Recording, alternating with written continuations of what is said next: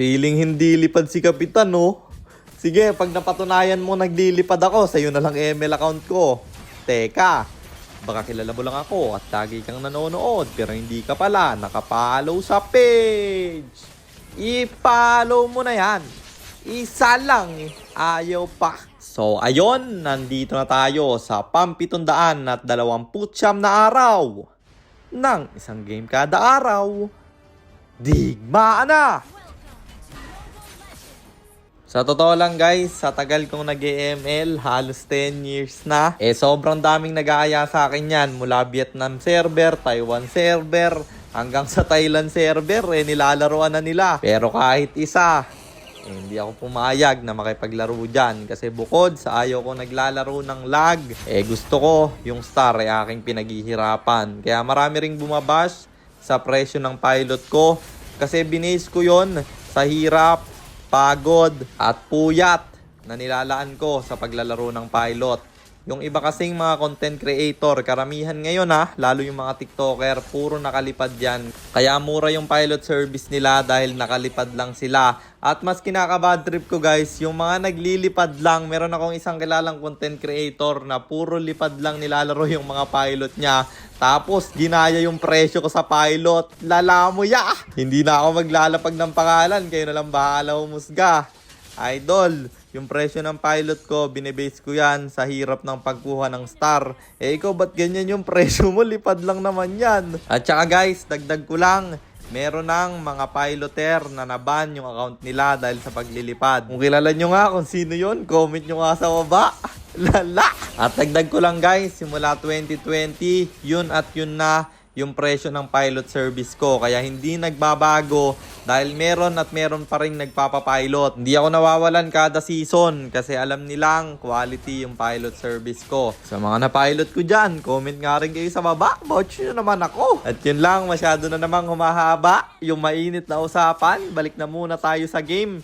Dito sobrang hirap para sa amin ng naging game na to dahil explain namin ay Balmond. Tapos napipikon pa yung tiyang namin sa pinaggagawa ng Balmond kaya pati siya nawawala sa laro. Bukod doon ang gagaling din ng mga kalaban. Kita nyo yan? Lagi rin napipita si Boyson guys. Dahil ang ganda ng ginagawa ng Tigreal nila. Ang aga pa lang ng laban may conceal na. May mga times nga lang na hindi siya nare-respuhan kasi masyadong malayo yung kampi niya. Sumisit na siya. Ganadong ganado si tropa. Dahil dun sa paglalim niya nadepensa namin ng madalian yung Lord. At kung mapapansin nyo rin pati yung lapu-lapu nila marunong men. Parang ang 5 man yung mga kalaban na to. At parang hindi rin mga honor. Isipin mo top global Lolita. Si Boyson yung gold lane. Tapos ako pa yung core pero hirap na hirap kami. Dumagdag rin kasi na napunta sa kanila yung Hanabi pre. Di ba kami palagi ang kumukuha ng Hanabi? Naunahan si Boyson kaya nagbeya na lang siya.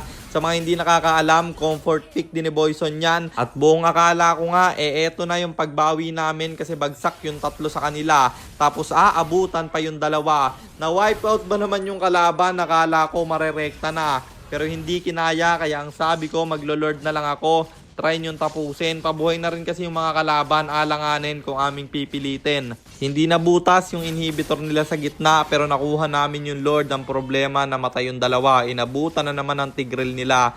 Sinubukan kong protektahan yung Lolita para 3 kaming dumepensa. Kakabuhay lang nung 2 kaya nasayang yung Lord dito. At ang sabi ko sa kampe, kalma na muna tayo pre. Magintay tayong umasim yung mga kalaban. And speaking of asim, ang asim ng Balmond namin, patay na naman siya. Pero yung Tigreal may set na gagawin. Huli na naman yung Beya namin. Knock up after knock up. Di na siya pinagalaw pa. Bagsak na naman si Boyson tropa. Pero buti na lang walang panakas yung lapu-lapu nila kaya kulang rin sila ng isa. At nabuhay pa nga yung Balmond dito. Bagsak yung Tigreal pero yung Balmond patay na naman. At ang problema ako'y na-trap. Buti na lang pabuhay na si Boyson at walang minions yung kalaban nung namatay ako. Kaya nadepensahan nila bro at montik pa nga ako dito. Kung namatay ako dun guys, talo na kami kasi may Lord na pa-up. Tapos ako pa yung montik mamatay. Ako yung retry holder. Dapat mag-iingat ako men. Pero yung Tigreal na palalim sabay ulti ng Balmond. Walang ginawa buong early at mid game pero sa late game may silbi. Kumpleto kaming 5 dito pre. Napasama yung abang nung Nolan kasi napalalim sana nila. 3 na lang sila. Dito nga agaw ng Lord. At sino ang makakakuha ng Lord na ito? Siyempre ako. Bagsak pa yung 3. Bala ko nga sanang umuwi pero napansin ko na aabutan yung Hanabi. May winter akong bibitawan at bagsak 4 sa kalaban. Kaya pwede na namin tong irekta. Kasi Tigreal na lang yung dedepensa. Anong gagawin mo dyan tropa? Wala kang damage, di na nakaskill pa. Kaya kami nag-tower na at natapos ang laban. Kaya panalo na naman tayo. And ang standing na natin ay 619, 110, 619 wins, and 110 losses. Yun lang, sana meron kayo natutunan. Kung meron man, pakishare lang. Then after nyo i-share, mag-comment na kayo ng pa-shoutout para ma-shoutout ko kayo sa mga next nating content. At i-comment nyo na rin ang inyong mga katanungan kasi baka malay mo sa next nating content, comment mo naman ang mapili ko. At para naman sa mga gustong magpapilot ng ML account, mag-PM lang kayo, nagre-reply ako. At syempre, may bayad yun. Kahit hanggang anong rank, pwede nyo ipapilot, kahit anong hero. Pwede nyo ipaspam basta may additional payment pag magpapaspam kayo ng hero. At yun lang guys, sana nag-enjoy kayo sa content natin na to. At shoutout sa iyo Clark Kirk, kay Cosma, kay Joseph Maneha, at kay Angelito Mendoza. Maraming salamat sa inyong suporta. Mag-iingat kayo palagi. God bless. Paalam!